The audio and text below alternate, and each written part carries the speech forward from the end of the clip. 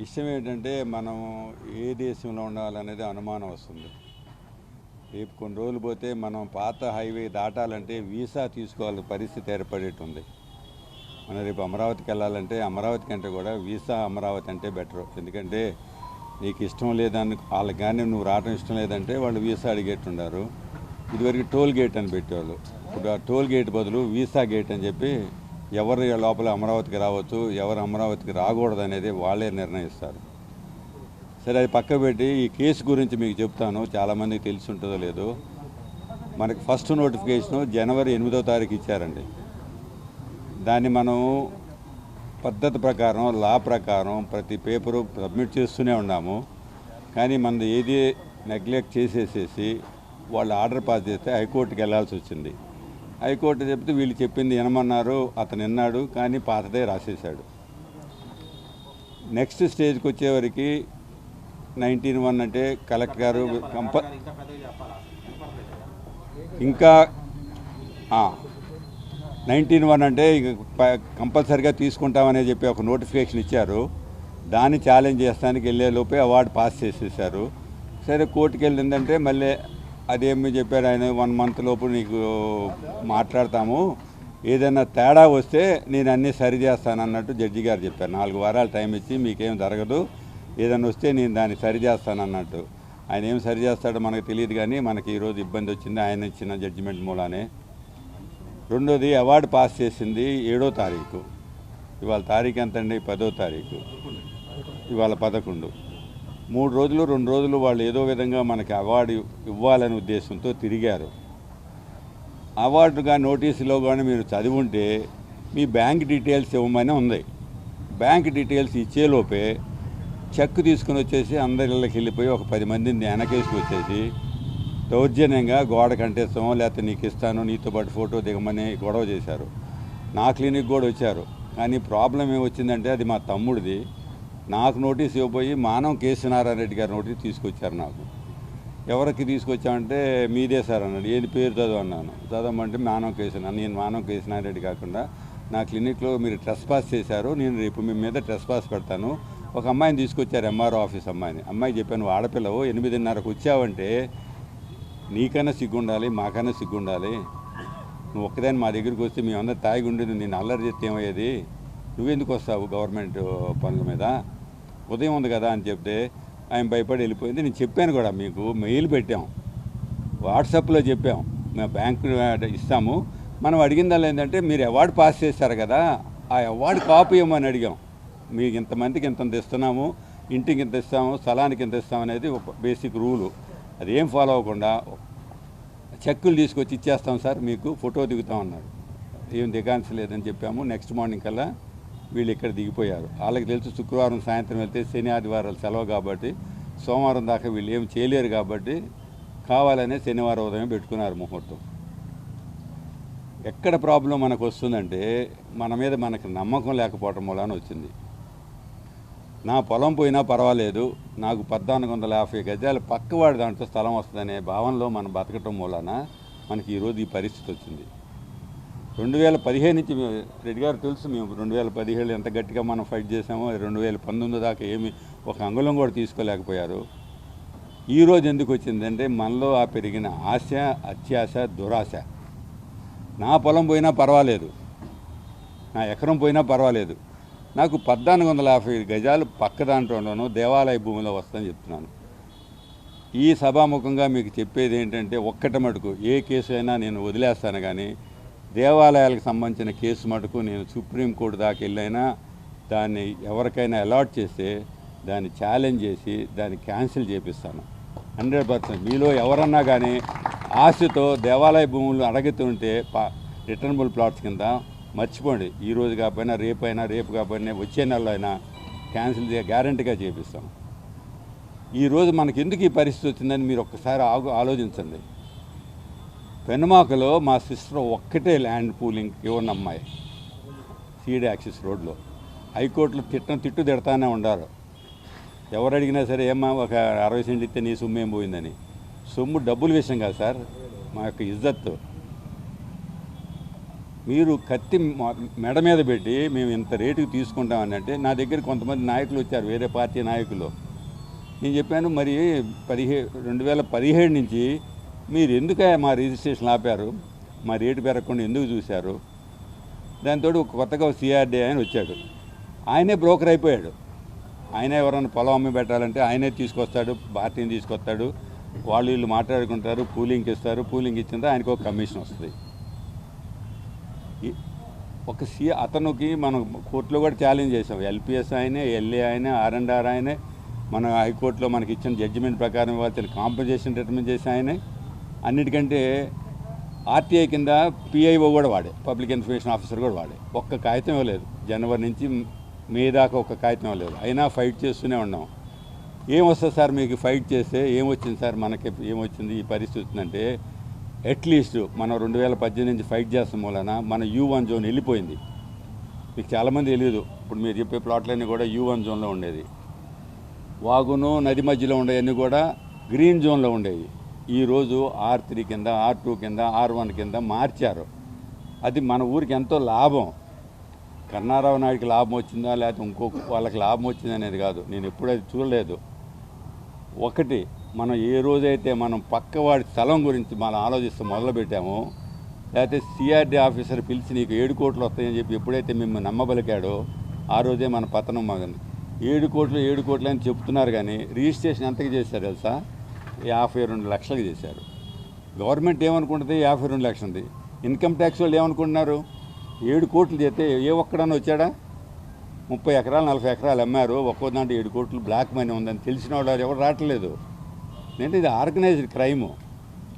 ఒక ఆయన జిల్లా పరిషత్ చైర్మన్, ఆయన బ్రోకర్ కింద చేస్తున్నాడు. సిఆర్డీ ఆయన కూడా బ్రోకర్ కింద చేస్తున్నాడు. దానికి మహా సహకరించాం, లేకపోతే మనం లేకపోతే వాడు ఏం చేయలేడు. ఈరోజు కూడా నాకు కనపడినాడు ఇప్పుడు వచ్చే మొదల చిన్ని కృష్ణ. నాకు ఆడి మీద ఏ కోపం లేదు, మన మీద మనకే జాలేస్తుంది.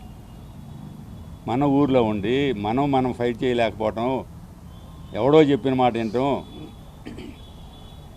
మీరు ఏ రోజైతే మీరు తిరగబడతారో అప్పుడే మీరు ఎవరైనా గుర్తిస్తారు, కానీ భయపడితే మీరేం చేయలేరు. తాడేపల్లిలో మొన్న నోటిఫికేషన్ ఇచ్చారు.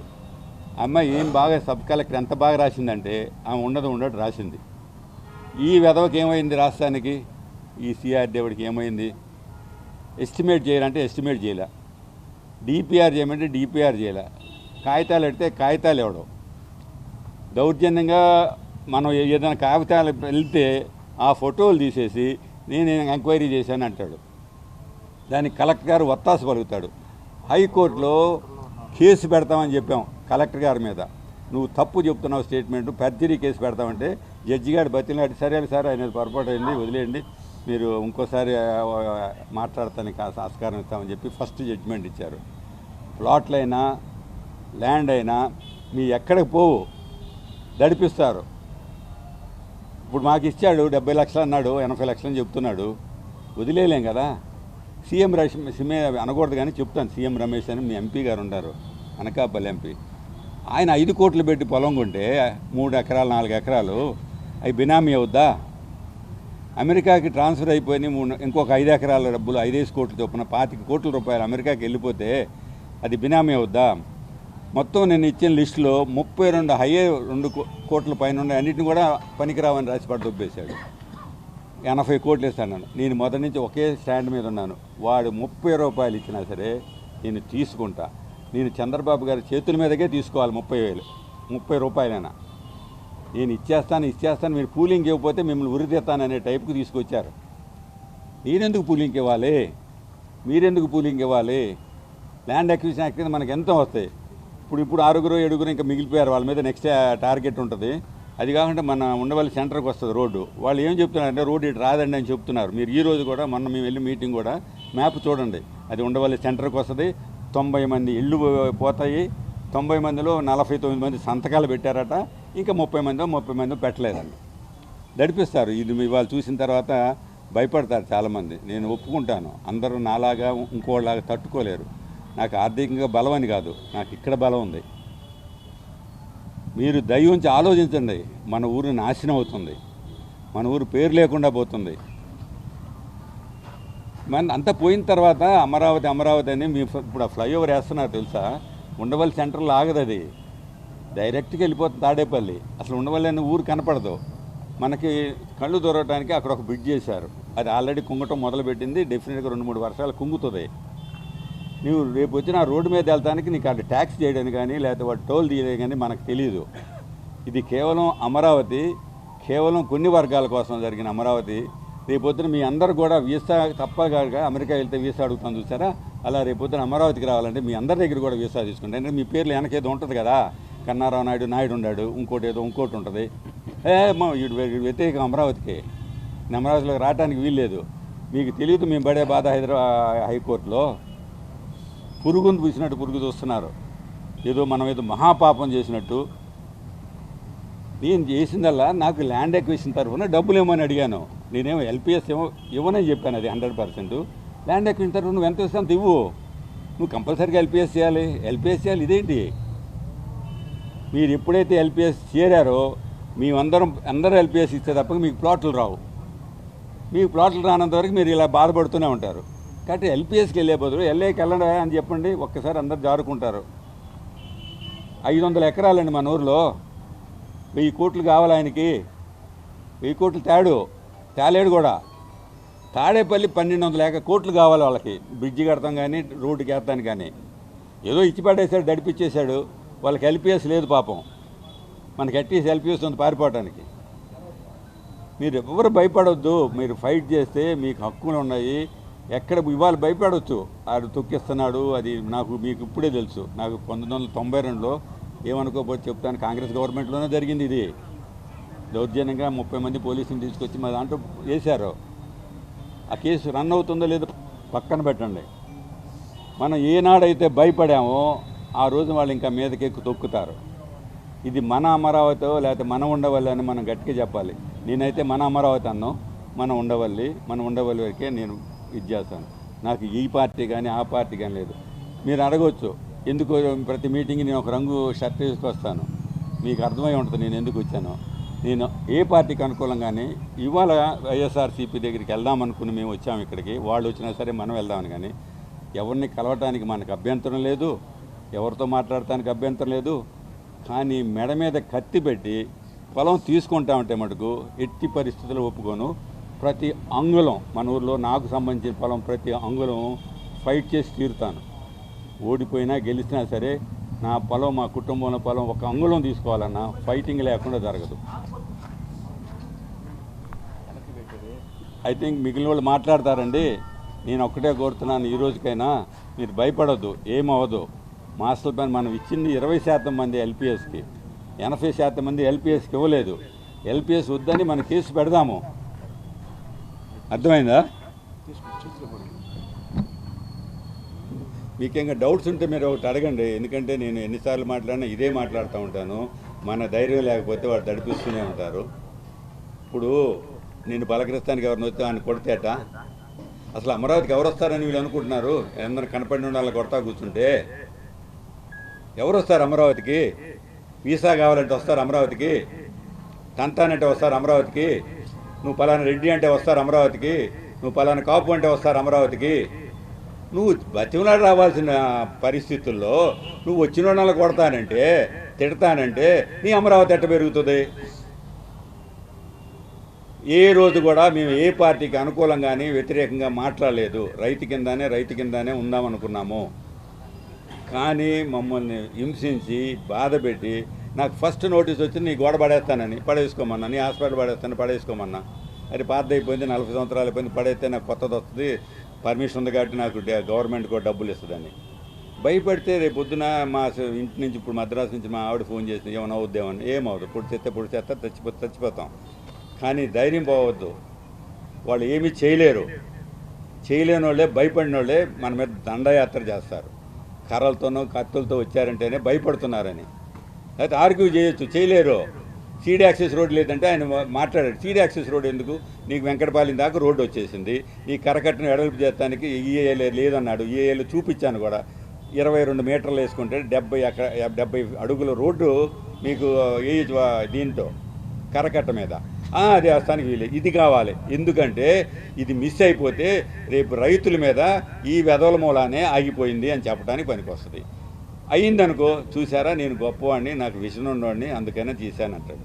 సో రెండు పక్కల ఆడుకోవటానికి పనికొస్తుంది. మనం మధ్యలో పావుల మాటకే మనం కానీ ఇవ్వకపోతే మన మీద బ్లేమ్ వేస్తారు. రైతులు చెడగొట్టారు, ఉండవల్లి వాళ్ళు చెడగొట్టారు, పలానా కులం వాళ్ళు చెడగొట్టారు, పలానా పార్టీ వాళ్ళు చెడగొట్టారు. మనకేం ఉద్దేశం?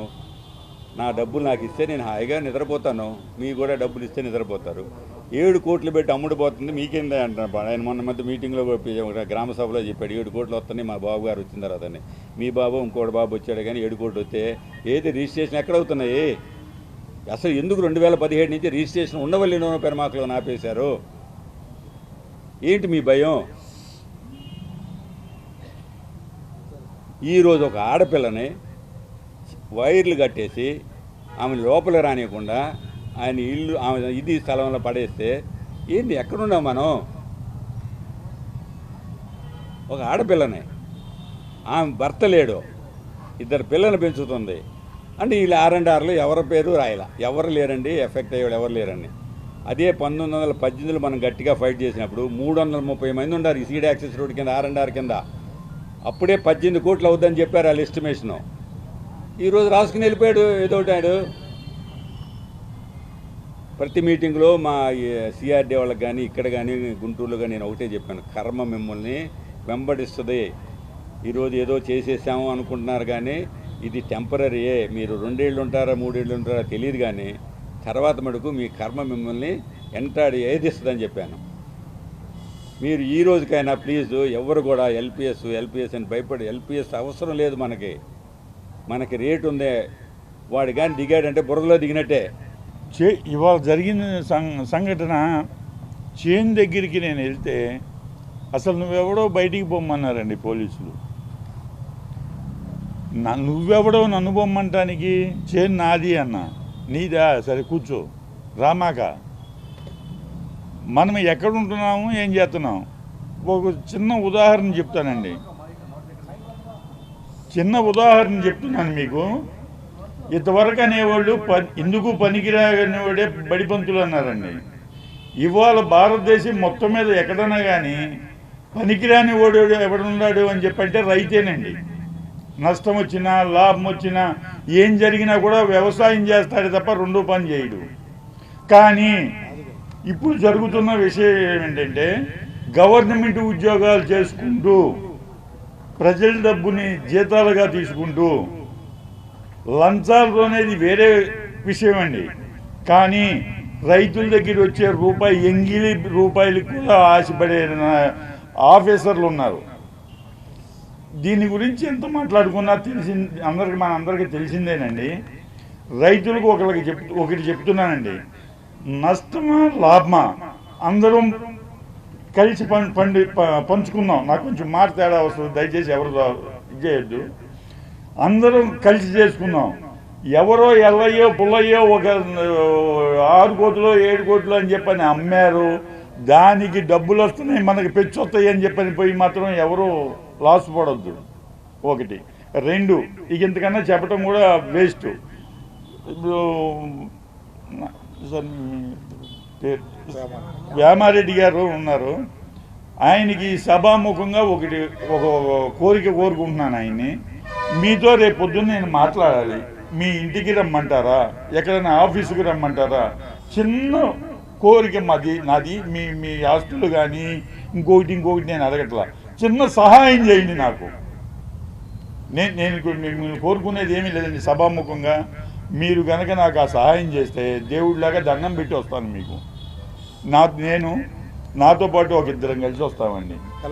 నాకు చాలా ఇంపార్టెంట్ మీరు ఆ సాయం చేయటం. రైతు సోదరులకి, రైతు మిత్రులకి అందరికీ నా నమస్కారం అండి. నా పేరు గుర్రాల శ్రీనివాసరావు.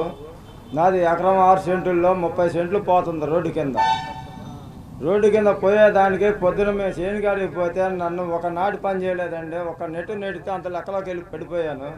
సార్ నేను రైతునండి, నా చేలో దున్నుతున్నారండి, పంట ఉంది, ఆగమైపోతుంది, మాకు ఇంత మట్టికి ఏం తెలియపరచలేదు చేయలేదు అని అంటే వెళ్ళి కలెక్టర్ గారితో మాట్లాడగమంటే చిన్న కృష్ణ గారు ఉరిమురి చూస్తున్నాను. నేను ఆయన ప్రతి దానికి అడ్డమవుతున్నాను నువ్వు అన్నట్టుగా చూస్తున్నాను. ఆయన సార్ మీకు ఏం చెప్పాను నేను, మీకు రోడ్డు కింద ఇస్తానికి నాకు అభ్యంతరం లేదు, నా మిగతా భూమి ఉంది, దానికి ఏంటి మీరు పరిష్కారం చెప్పండి అంటే నేను చెప్పలేను అన్నాడు. నేను చెప్పను అన్నాడు. నా దగ్గర వీడియో ఉంది, ఆయన మాట్లాడిన మాటలు వీడియో ఉంది. ఇది నా మాట కాదు, అది నేను ఆయనతో అడిగిన మాట. ఆయన నువ్వు పాతూరు నాగభూషణం దగ్గరికి వెళ్ళు, ఆయన ఇంకొక ఆయన పేరు చెప్పాడు, అది చెప్పడం బాగోదులండి, వాళ్ళని కలవండి, మీరు ఈ రేటుకి అమ్ముకోండి అని చెప్పేసి మమ్మల్ని చాలా మాట బెదిరించాడు చిన్నకృష్ణ గారు. దాని మీద నాకు తెలియకుండా నా చేలోకి వచ్చి మధ్యాహ్నం రాయి వేయించాడు. నేను సాయంత్రం వెళ్ళి చూస్తే రాయి ఉంది. ఏం సార్ చిన్నకృష్ణ గారు రాయి వేసారంటే ఏమో నాకు తెలియదు అన్నాడు. తెలియదు అంటారేం సార్, మీకు ఇక్కడ ఇన్ఛార్జి, మీకు తెలియకుండా మీరు ఎందుకు చేస్తారన్న.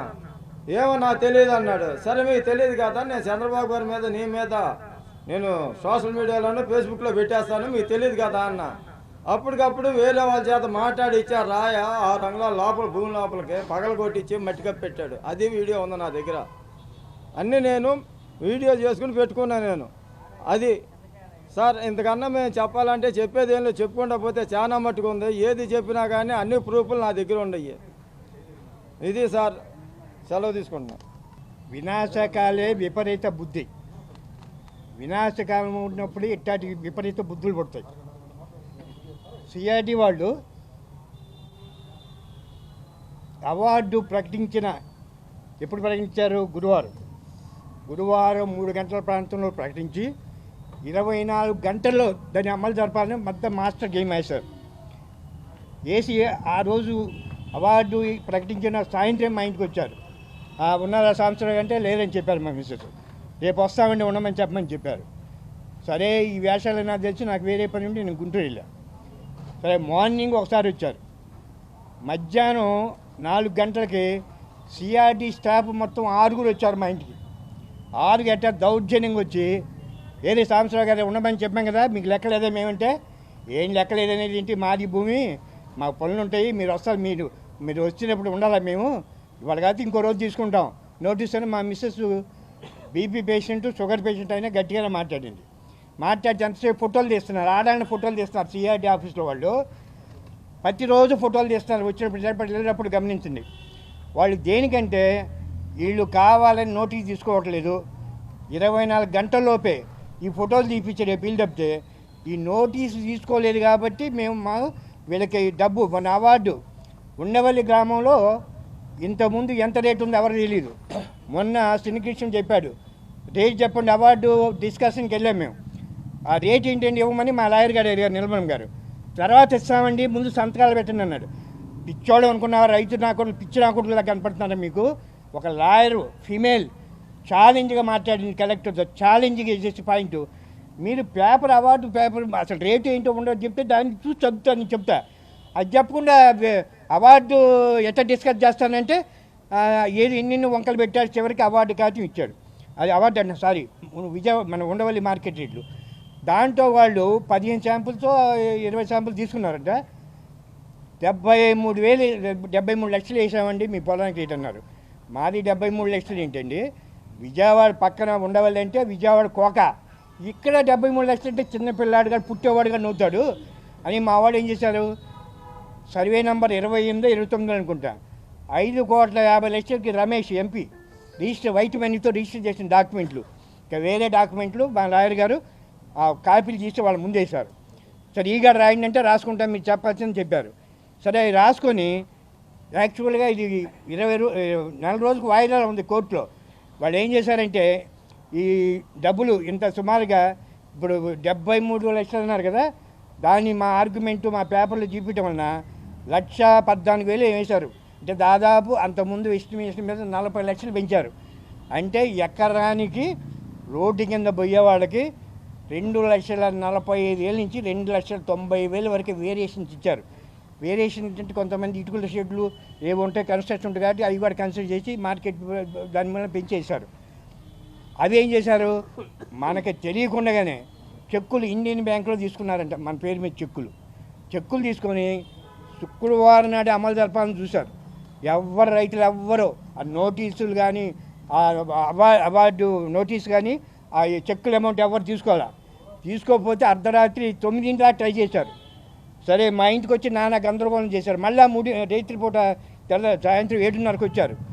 వచ్చి అసలు ఎవరన్నా ఒక ఆడ ఉన్నప్పుడు నువ్వు నోటీసు సర్వ్ చేయాలంటే ఒక అటెండెంట్ ఉన్నట్టు ఇంకోటి పంపు వాడికి కలుపు. 6 వచ్చి దౌర్జన్యంగా మా ఇంటి మీద ఇష్టం వచ్చినట్టు మాట్లాడతాం. ఎందుకు లేడు, మేము వస్తామని చెప్పాం కదా, చెప్పే పని లేదా అని పరుష భాష మాట్లాడి తర్వాత మన బక్కిరెడ్డి గారు మన నాని వచ్చి మాట్లాడే వరకు ఇక కామ్గా ఇక నాకు ఫోన్ ఇచ్చింది మా మిస్సెస్, ఇట్లా హడావుడి చేస్తున్నారంటే ముందు గెట్అవుట్, ముందు అసలు కాంపౌండ్ నుంచి పంపించేసి ఎవరు అక్కడ ఉంది, మీరు చేసింది సబ్జుడిస్, మీరు ట్రెస్ పాస్ మా ఇంటికి ఎవరు రమ్మన్నారు మిమ్మల్ని మొత్తాన్ని లోపల ఇప్పిస్తాను సిఆర్డీ వాడిని, ఎవరు పర్మిషన్ లేకుండా మా కాంపౌండ్లోకి ఇచ్చారని చెప్పి నేను చెడమని తిట్టే. ఇక అక్కడి నుంచి కామ్గా వాగితో గారు అంటించకుండా వెళ్ళిపోయారు. అసలు మనకి ఎందుకు చేస్తున్నారంటే వీళ్ళు ఆ రోజు ఎవరో ఒకళ్ళు ఇద్దరు తీసుకుంటే వీళ్ళ మాస్టర్ గేమ్. నేను డాక్టర్ గారితో కన్నా, డాక్టర్ గారు ఈరోజు మా ఇంటికి 4 సార్లు 3 సార్లు వచ్చారంటే రేపు ఏదో మాస్టర్ ప్లాన్ వేసి వస్తున్నారండి రేపు అన్నట్టుగానే తెల్లారిపాటికి బుల్డోజర్ వరకు మొదలుపెట్టారు. అసలు 24 గంటల్లో వారంగా నోటీస్ సర్వ్ చేయాలి, మినిమం 4-5 రోజులు సర్వ్ చేయాలి.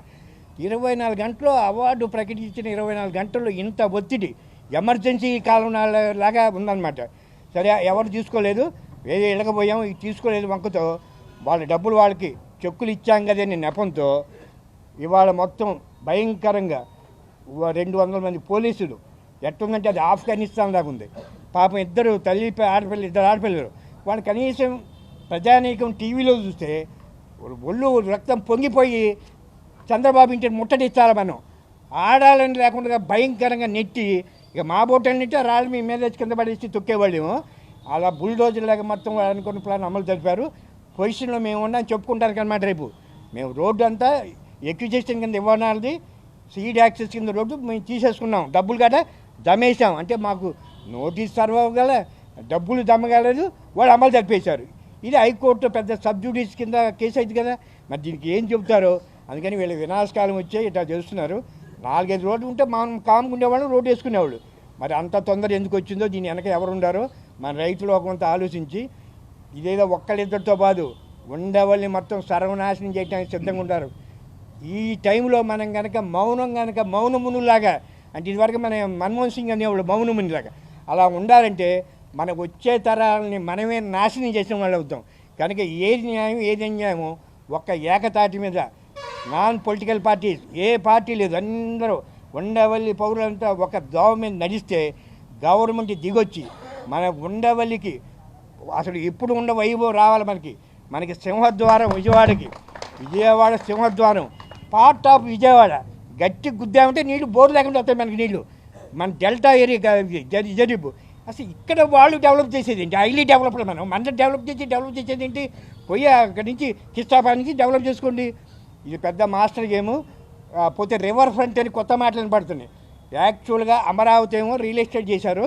ఈ రివర్ ఫ్రంట్ రేపు ముందు తరాలు వాళ్ళ తాలూకా వాళ్ళకు వాళ్ళ బినామీలకి 90 పైసలకి ఆ 90 ఏళ్ళ కవులకి కొట్టి రేపు కట్టబోయేది తరాలు చూస్తారు మీరు.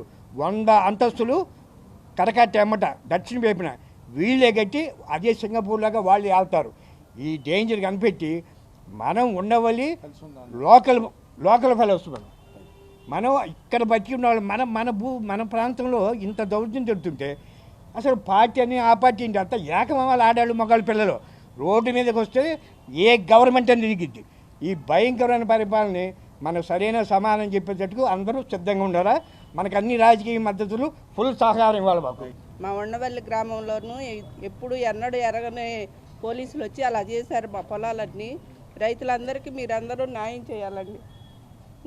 మా చేను అడ్డం పడినా కానీ పోలీసులు రెక్కబట్టుకుని బరబరా ఈడ్చి నన్ను మా ఆయన్ని అటు ఇటు లాగేసేసి మా అడ్డం పడినా కానీ మా చేను మాకు కాకుండా చేసేసారు. మాకు మా మామగారు ఇచ్చిన గడ్డ అది, మా బిడ్డలకి మాకు అక్కడికి వచ్చేది అది. మమ్మల్ని ఇలా చేశారు.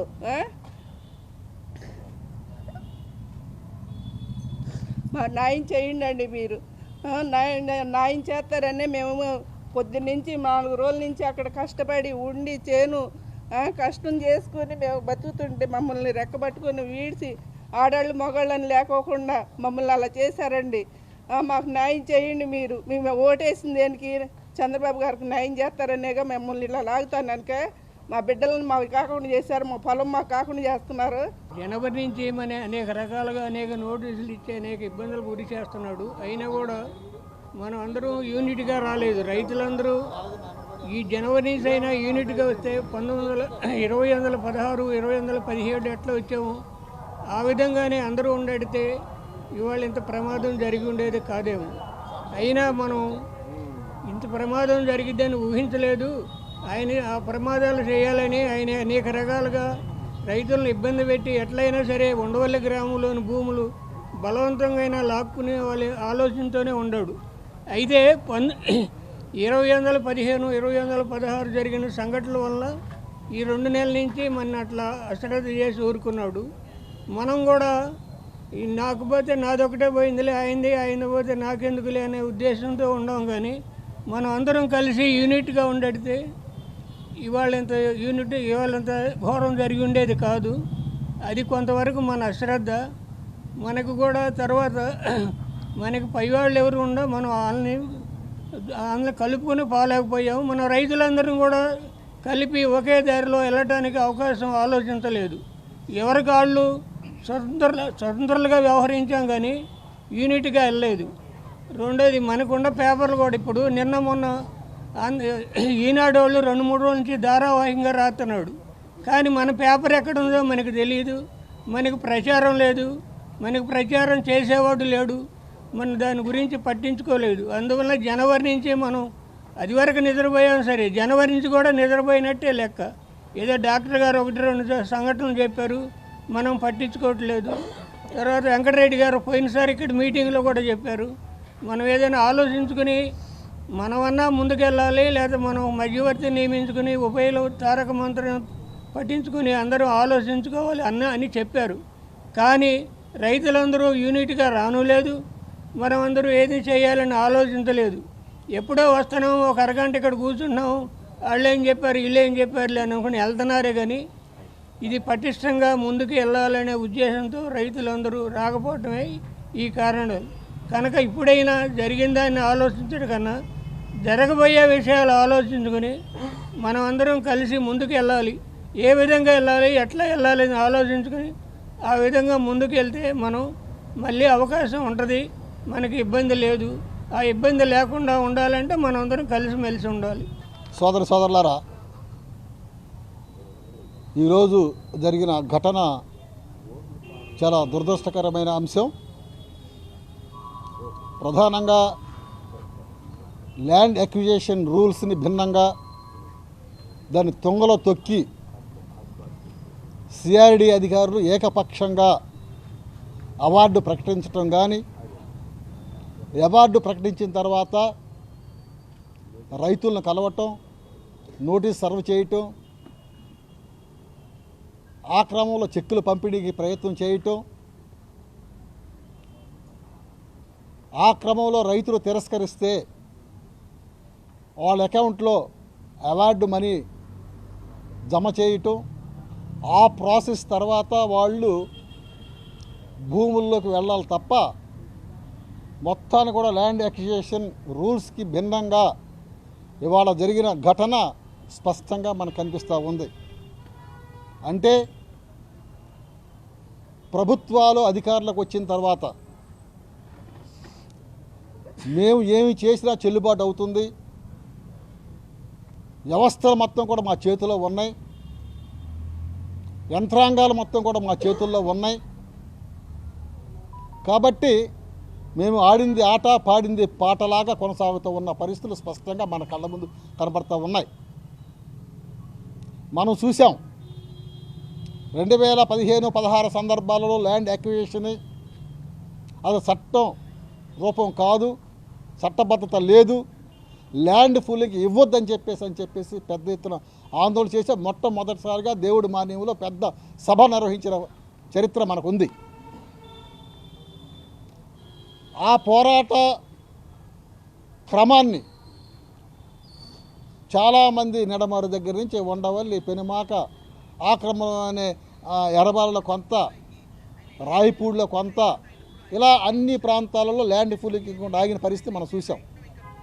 ప్రభుత్వాలు మారిన తర్వాత మనం ఆశించాం ఖచ్చితంగా ఈ ప్రభుత్వాలు ల్యాండ్ పూలింగ్ నుంచి మన ప్రాంతాల్లో మినహాయిస్తుంది, జోన్లు ఎత్తేస్తుంది, కానీ మాకు ఇబ్బంది ఉండదని చెప్పేసి మనం అనుకున్నాం. కానీ దానికి భిన్నంగా జరిగింది. ఏమి మనం అనుకున్న ప్రకారాలు ఏమి జరగల. మళ్ళా ప్రభుత్వాలు మారినాయి. ప్రభుత్వాలు మారిన తర్వాత స్పీడ్ అయ్యారు. స్పీడ్ యాక్సెస్ రోడ్ మా కళ. రైతులు ఇవ్వాల్సిందే, ల్యాండ్ పూలింగ్లో ఇవ్వాల్సిందే. ఇవ్వకపోతే ల్యాండ్ ఎక్వేషన్కి వెళ్తాం, అవార్డు ప్రకటిస్తాం, బలవంతంగా భూములు సేకరిస్తామని చెప్పేసి ఇవాళ ప్రభుత్వాలు ఏకపక్షంగా వెళ్ళిపోతూ ఉన్నాయి. మనం చూస్తూ ఉన్నాం.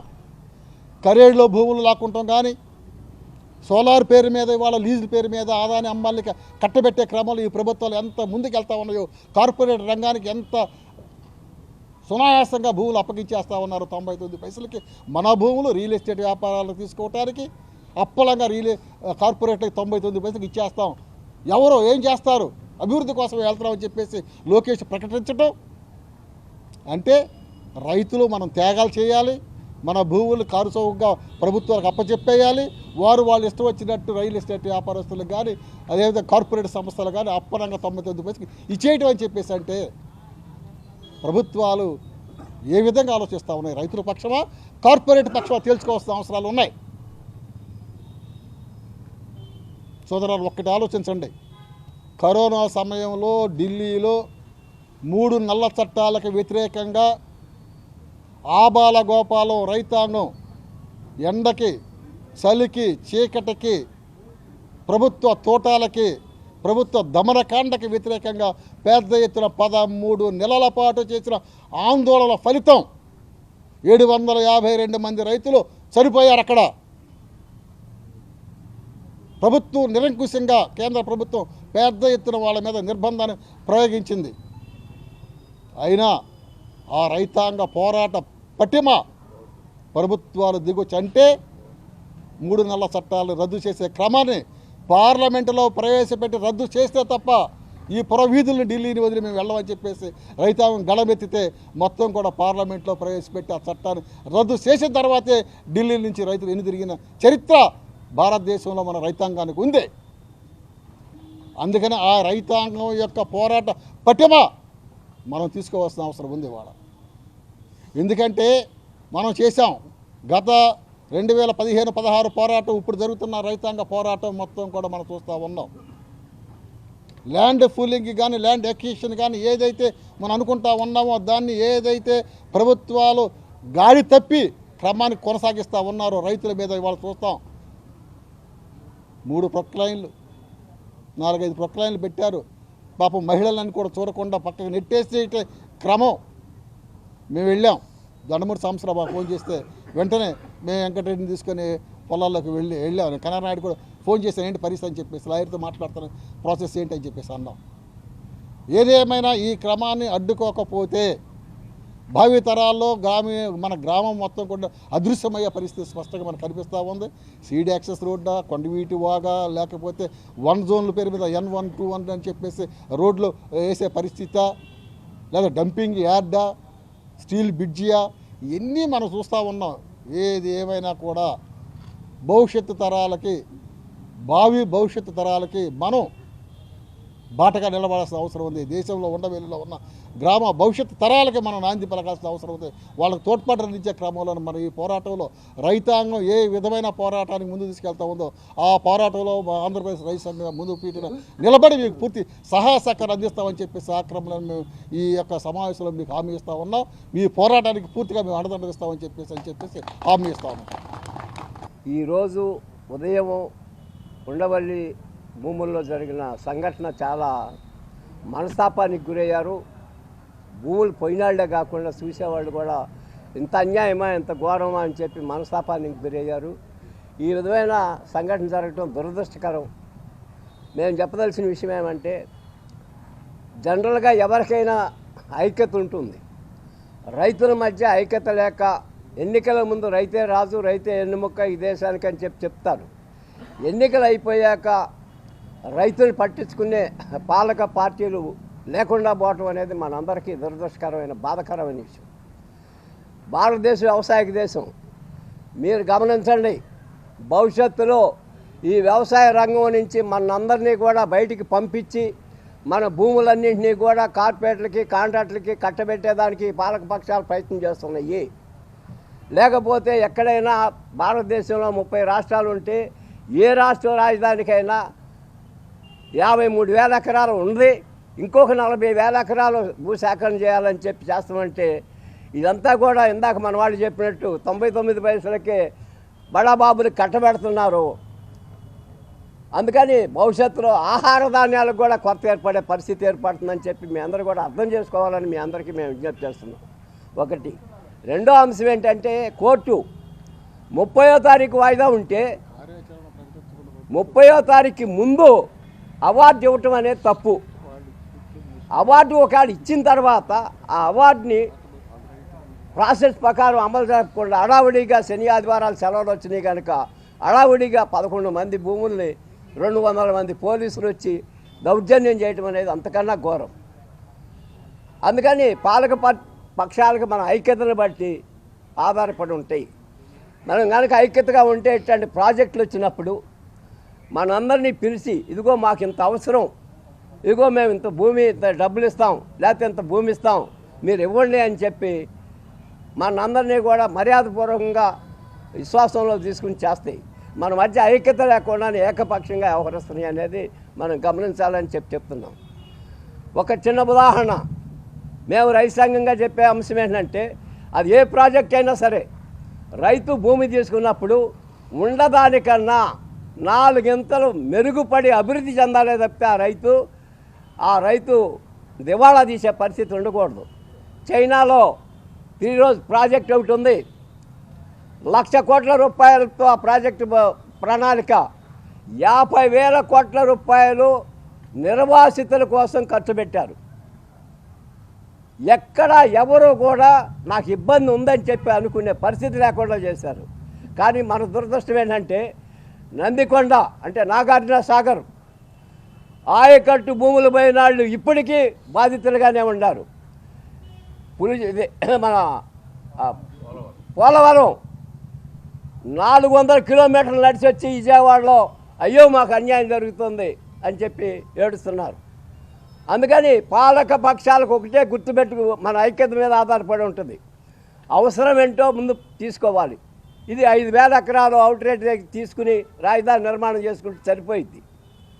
ఆ యొక్క వ్యాపారస్తులు కానీ ఇతర లేకపోతే కాలేజీలు యూనివర్సిటీలు పెట్టినాడు కానీ డబ్బు అవసరమైతే రైతుల దగ్గర కొనుక్కుంటారు. ఆ భూమి ఆ లాభం మీద రైతులు పొందుతారు. మీరు తీసుకోవాల్సిన అవసరం ఏముంది? బ్రోకర్లాగా మధ్యవర్తి బ్రోకర్లాగా రియల్ ఎస్టేట్ వ్యాపారం చేసే పద్ధతి పాలక పార్టీలకు ఉండకూడదని చెప్పి మేము విజ్ఞప్తి చేస్తున్నాం. చివరిగా ఒక మాట ఏంటంటే